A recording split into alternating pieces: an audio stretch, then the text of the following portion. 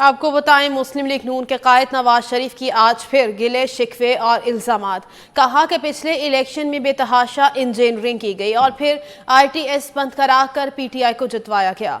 जजेस आइन तोड़ने वालों को आगे बढ़कर हार पहनाते हैं। वज़ीर आज़म को जेल में रखकर कहते हैं हमने ठीक किया।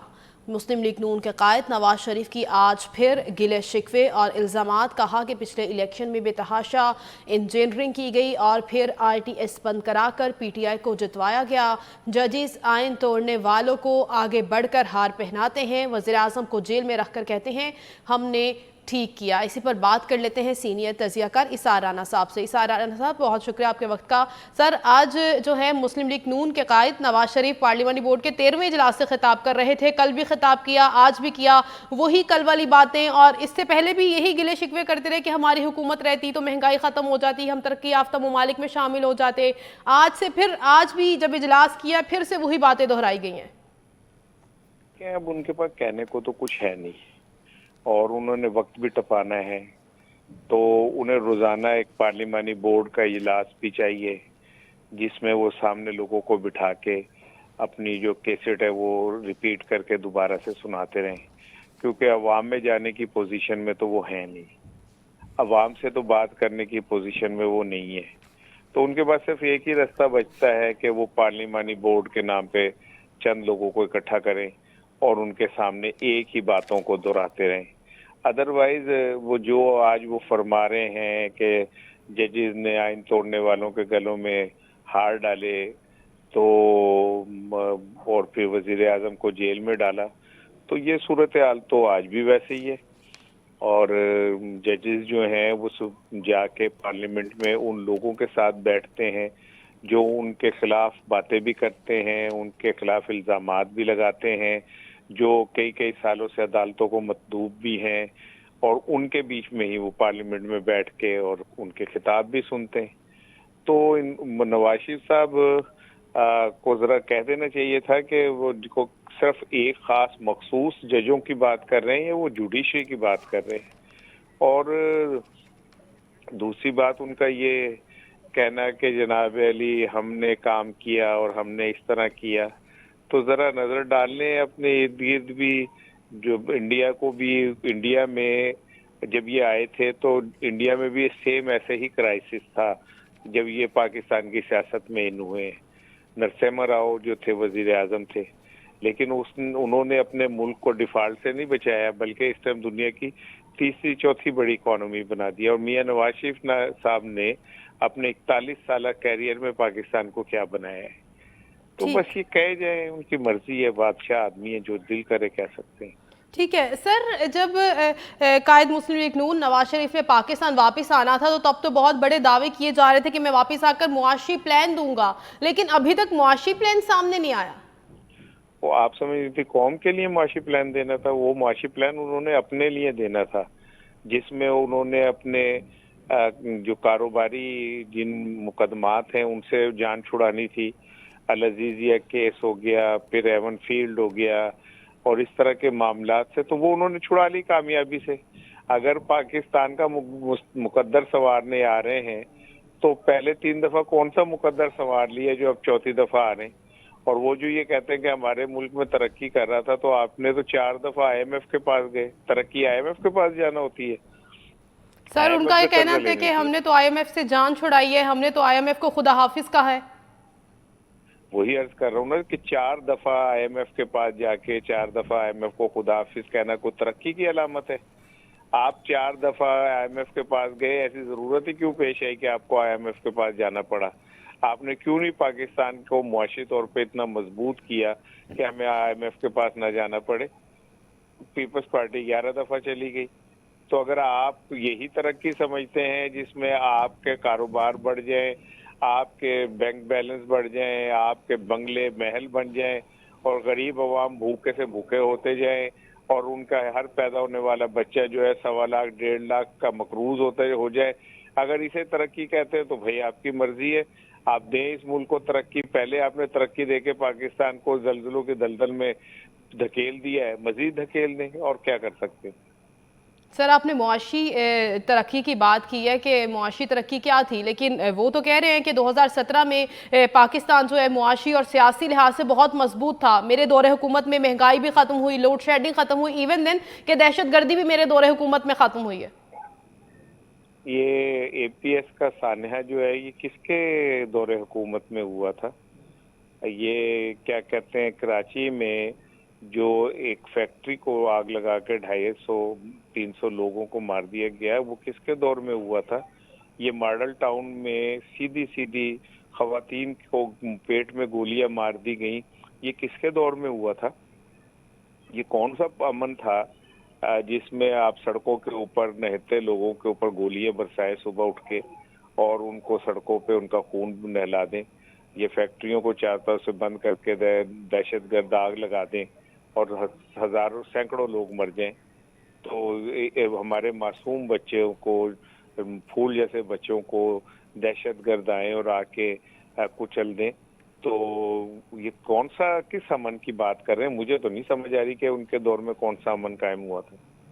ٹھیک ہے سر، جیسے کہ اب انتخابات بھی قریب ہیں اور بلاول بھٹو زرداری بھی بہت ایکٹیو نظر آ رہے ہیں، دیگر پارٹیز بھی ایکٹیو ہیں، تو اب آپ کیا دیکھ رہے ہیں کہ معاشی حالات ملک کے آگے کیسے آئیں گے؟ معاشی منظر نامے پر اگر نظر ڈالی جائے تو کیا حالات دیکھ رہے ہیں آگے جا کے یہ سٹرونگ ہوگا یا اسی طرح سے سلسلہ چلتا رہے گا؟ یہ ابھی ایک تازہ رپورٹ آج چھپی ہے اور جس میں یہ بتایا گیا ہے کہ پاکستان کو غیر ملکی قرضوں کے حصول میں 50% کمی کا سامنا ہے، یعنی دنیا ہم پہ اعتبار کرنے کو تیار نہیں ہے اور ہمیں قرضے دینے پہ تیار نہیں ہے۔ وہ تو بھلا ہوا آرمی چیف صاحب کا جنہوں نے اتنی بھاگ دوڑ کر کے پاکستان کے یہ جو معاشی مسائل ہیں ان کو کچھ درست کیا اور مختلف ممالک سے جو ہے معاملاتی سطح کے کیے کہ کوئی پاکستان میں ایڈ نہ آئے، ٹریڈ آئے۔ تو انہوں نے کیا کیا؟ انہوں نے تو تیلا بھی نہیں توڑا اور یہ سارا دن گھر میں بیٹھ کے تقریریں کرتے ہیں اور وہ بھی وہی ایک ہی قسم کی تقریر کو ریپیٹ کرتے رہتے ہیں۔ اس کے علاوہ کیا کیا ہے؟ کچھ بھی نہیں کیا۔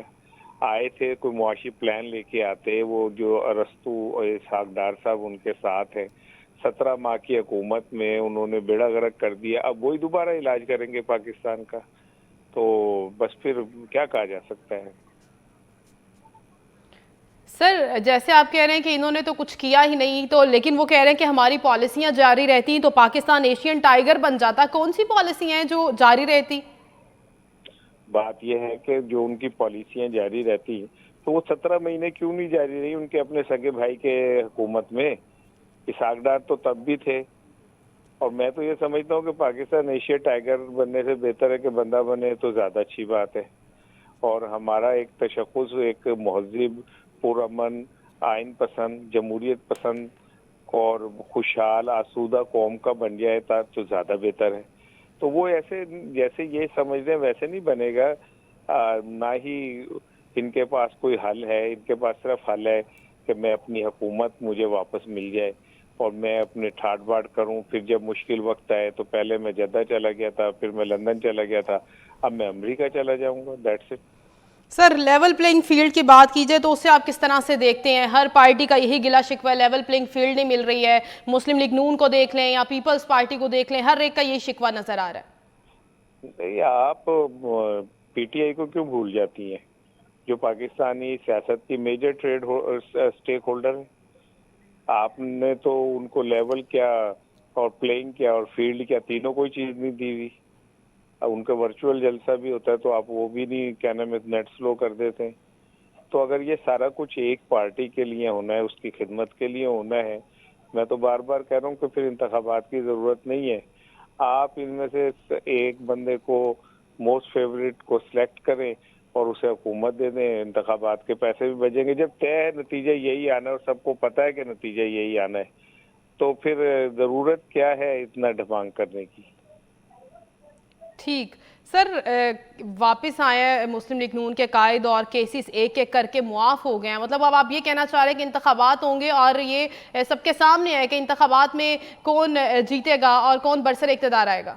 ڈیفینیٹلی، یہ تو آپ کو بھی نظر آ رہا ہے کہ صرف ایک جماعت کو रास्ता दिया जा रहा, रास्ता नहीं दिया जा रहा, बल्कि चारों तरफ से रास्ते बंद करके और उसको रास्ता दिया गया कि आप सिर्फ भाग लें।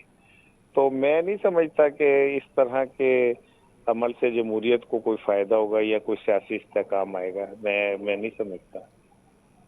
ठीक सर, अभी इन्होंने इजलास में डॉलर की भी बात की है। इन्होंने कहा कि हमारे डॉलर में तो 4 साल डॉलर जो है मैंने बांध कर रखा था, लेकिन जैसे ही पीटीआई की हुकूमत आई है और डॉलर को तो पर लग गए।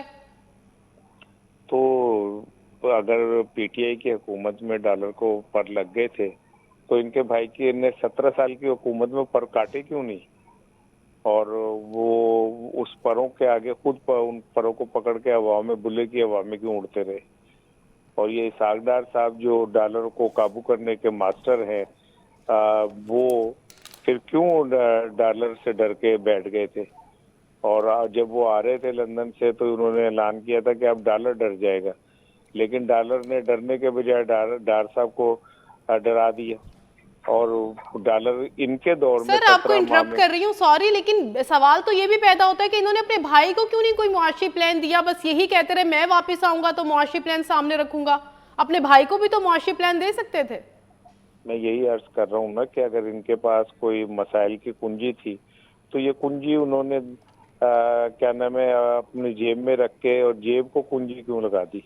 अपने भाई की सपोर्ट करते 17 माह के को, लेकिन अगर वो सपोर्ट करते तो फिर नवाज शरीफ की वापसी का जवाब कैसे बनता? जवाब तो तभी बनना था जब मामलात इतने खराब हो जाते कि ताकतवर जो क्वार्टर्स हैं वो ये कहते कि जी किसी एक बंदे को ऐसे को लेके आओ जो कासिम के अब्बू के अवामी पजीराई को कम अवामी अंदाज में कम कर सके, लेकिन इन्होंने तो वो भी उसमें भी नाकाम हो गए आके।